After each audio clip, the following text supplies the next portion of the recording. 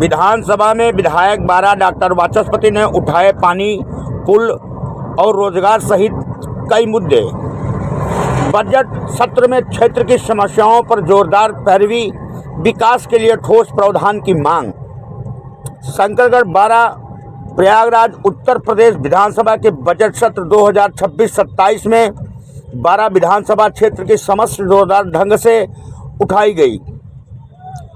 बारा विधायक डॉक्टर वाचस्पति ने सदन में क्षेत्र की मूलभूत आवश्यकताओं को प्रमुखता से रखते हुए कहा कि जनसेवा हमारा लक्ष्य है, राजनीति केवल माध्यम है। विधायक ने पहाड़ी क्षेत्र में हर वर्ष गर्मी के मौसम में गहराने वाले पेयजल संकट, जर्जर सड़कों तथा अनियमित विद्युत आपूर्ति का मुद्दा उठाया। उन्होंने 2 दशकों से बदहाल पड़ी बेलामुंडी सड़क के शीघ्र जीर्णोद्धार की मांग की। साथ ही कौशाम्बी को जोड़ने वाले प्रताप पुल, पीपा पुल के स्थान पर अस्थायी पुल निर्माण का समय की आवश्यकता बताया। नारीबारी को ब्लॉक तथा जारी बाजार को टाउन एरिया घोषित करने की मांग करते हुए उन्होंने कहा कि इससे स्थानीय नागरिकों को प्रशासनिक सुविधाएं सुलभ होगी। बारा क्षेत्र में राजकीय बालिका डिग्री कॉलेज के अभाव को गंभीर विषय बताते हुए राजकीय महाविद्यालय की स्थापना पर जोर दिया। एनटीपीसी परियोजना से निकलने वाली राख एवं दूषित जल से खेती प्रभावित होने तथा बीमारियों में वृद्धि का मुद्दा उठाते हुए उन्होंने क्षेत्र में एम्स की स्थापना की मांग की। साथ ही परियोजना से 5 किलोमीटर दूर के दायरे में आने वाले युवाओं को प्राथमिकता के आधार पर रोजगार उपलब्ध कराने की बात कही। विधायक ने पाल समाज के भेड़ पालकों के लिए ऊन क्रय केंद्र स्थापित करने, सोनमे शंकरगढ़ में बिरसा मुंडा की प्रतिमा के जीर्णोद्धार तथा प्रयागराज में महाराजा बिजली पासी की प्रतिमा स्थापित करने की मांग भी रखी। निषाद समाज को दलित आरक्षण देने का विषय भी सदन में उठाया गया। चित्रकूट के बरगढ़ में व्यापारी पुत्र आयुष कसरवानी की हत्या की घटना पर कड़ी कार्रवाई की मांग करते हुए उन्होंने व्यापारियों की सुरक्षा सुनिश्चित करने का आग्रह किया। डॉक्टर वाचस्पति ने कहा कि बारा के समग्र विकास के लिए ठोस बजटीय प्रावधान आवश्यक है। विधायक द्वारा 12 वर्ष शंकरगढ़ की प्रमुख समस्याएं उठाने पर क्षेत्रवासियों ने धन्यवाद दिया है। लोगों ने कहा कि विधायक डॉक्टर वाचस्पति के नेतृत्व में बारा का संपूर्ण विकास हो रहा है। लोगों ने बारा विधायक पर विश्वास जताया है कि जो भी समस्याएं बची हुई हैं वो जल्द से जल्द दूर की जाएगी। आरसी न्यूज नोवा से राजेश चतुर्वेदी की रिपोर्ट। इसके लिए मैं आभार व्यक्त करता हूं और साथ ही साथ अपने माननीय योगी जी और महामहिम राज्यपाल का भी आभार व्यक्त करता हूं और भूरी भूरी प्रशंसा करता हूं तथा मैं अपना दल एस से विधायक हूं। मैं अपने अध्यक्ष श्रीमती अनुप्रिया पटेल और आशीष पटेल जी का भी आभार व्यक्त करता हूं तथा डॉक्टर भीमराव अंबेडकर जी को नमन करता हूं, जिनके कारण आज विधानसभा में बोलने का अवसर प्राप्त हुआ है। बहुत अच्छा। 264 बारा विधानसभा प्रयागराज, जहां से मुझे विधायक बनाया, मैं ऐसी देवतुल्य जनता का भी आभार व्यक्त करता हूं।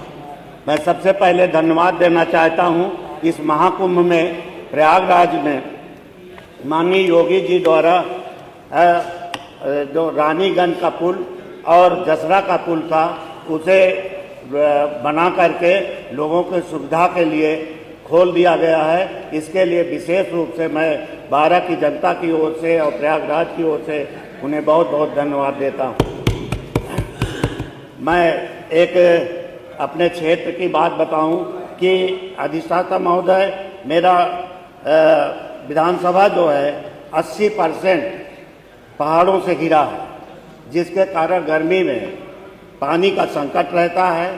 सरकार द्वारा व्यवस्था करती है परंतु उतना पर्याप्त नहीं है। मैं अनुरोध करूंगा कि गर्मी में पानी की व्यवस्था सुदृढ़ हो जाए, जिससे जनता को लाभ मिले।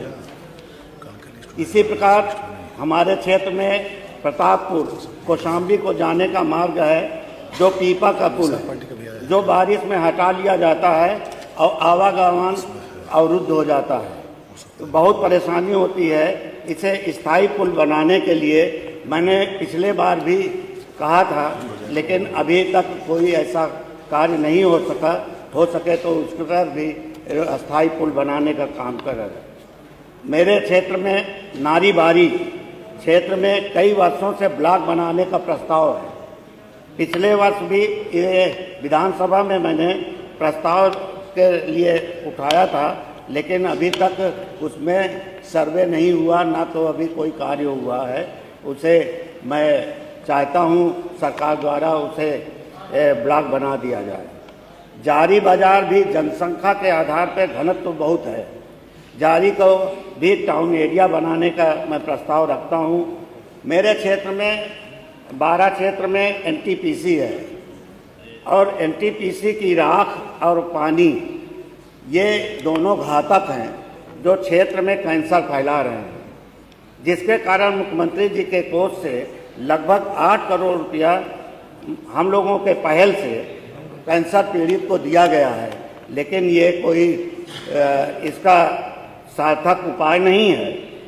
मैं आपसे अनुरोध करना चाहता हूँ कि वहाँ पास ये राख के वजह से और पानी की वजह से भूमि सारी आसपास की सब बंजर हो गई है। संविदा के कर्मचारी भी एनटीपीसी जो है 80-90 कर्मचारियों को बाहर निकाल रहे हैं, जिसके कारण भुखमरी के कगार पे हैं। 5 किलोमीटर का दायरा एनटीपीसी का होता है, जिसके कारण वो डेवलपमेंट करते हैं, लेकिन वो डेवलपमेंट बिल्कुल नहीं कर रहे हैं। किसान इसके लिए आंदोलित हैं। हम लोग कई बार समझाने के बावजूद भी थोड़ा दिखाने के लिए काम कर देते हैं, लेकिन नहीं होता है। वहाँ डेवलपमेंट नहीं कर रहे हैं।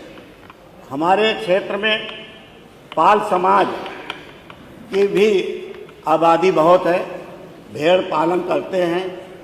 वहाँ के जब भेड़ के बाल निकलते हैं तो लोग फ्री में लेके चले जाते हैं।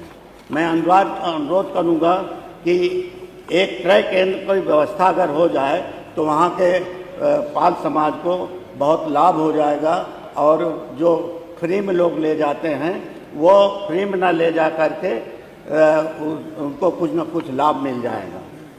एक सोनवे ग्राम सभा है, हमारे भगवान बिरसा मुंडा की मूर्ति लगी है। मूर्ति का सौंदर्यीकरण के लिए मैंने पिछले साल भी कहा था, लेकिन अभी तक उसमें हमारे यहाँ 50,000 से ज़्यादा आदिवासियों का भी वहाँ जनसंख्या है। मध्यकालीन में पासी समाज के राजाओं का भी गौरवशाली इतिहास रहा है। इसलिए प्रयागराज में मैं सरकार द्वारा चाहता हूँ कि बिजली पासी की भी मूर्ति लगाने की कृपा करें। निषाद पार्टी के लोग पिछले कई वर्षों से दलित शोषित समाज के आरक्षण के लिए संघर्ष कर रहे हैं। मैं उनका भी समर्थन करता हूं। सन 2022 में से लगातार एक सड़क जो छतहारा से बेला मुंडी को जाती है, जो जिला पंचायत प्रयागराज से बनी है, परंतु कई बार निवेदन करने के बाद भी वो सड़क आज भी नहीं बनी है।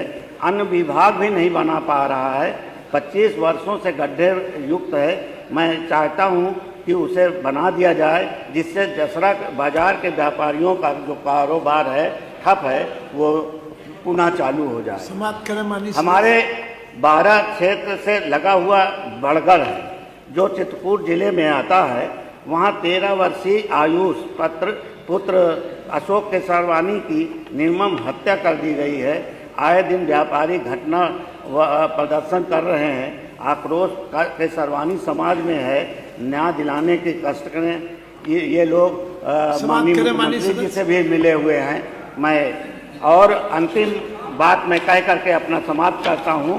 12 क्षेत्र में कोई भी राजकीय बालिका डिग्री कॉलेज नहीं है।